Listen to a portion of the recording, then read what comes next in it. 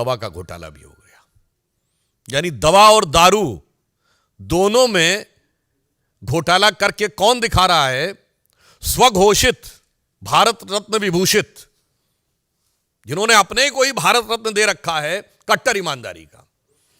तो मैं कह सकता हूं कि विपश्यना के ध्यान से लेकर और चुनाव प्रचार तक की समस्त नाटकीयता के मध्य कट्टर ईमानदारी का यह किरदार पूरी तरीके से तार तार हो गया है। अब हम यह भी कहना चाहते हैं कि आज वो कहने का प्रयास कर रहे हैं, अभी उन्होंने प्रेस कॉन्फ्रेंस में कहा कि वो सीबीआई से सवाल पूछ रहे हैं। साहब, बवाली अब सवाली बन गए।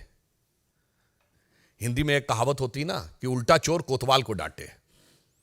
आज उसी किरदार को वो दिखाने का प्रयास कर रहे हैं।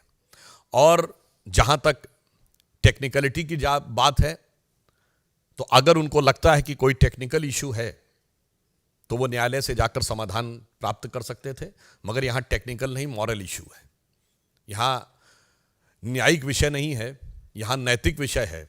और केजरीवाल जी का वहां जाने से बचना यह स्वतः प्रमाणित करता है कि उनको यह पता है कि वो इस जांच की आंच से बच नहीं सकते, क्योंकि के अरविंदन ने बाकायदा बयान दिया हुआ है अप्रूवर बनके कि उनकी उपस्थिति में इतने प्रतिशत से इतने प्रतिशत बढ़ाकर शराब घोटाले में कमीशन की बात हुई और उसके इस प्रकार के वितरण की बात हुई। उन्हें यह बात पता है, इसलिए यह मैं कह सकता हूं कि यह उनकी गलती की स्वीकारोक्ति है।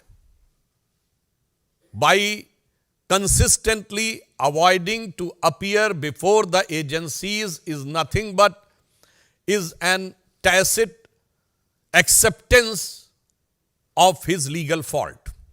जांच एजेंसी के सामने अनेक बहाने बनाकर अनुपस्थिति रखना प्रकारांतर से उनकी अपनी गलती या भ्रष्टाचार की स्वीकारोक्ति है।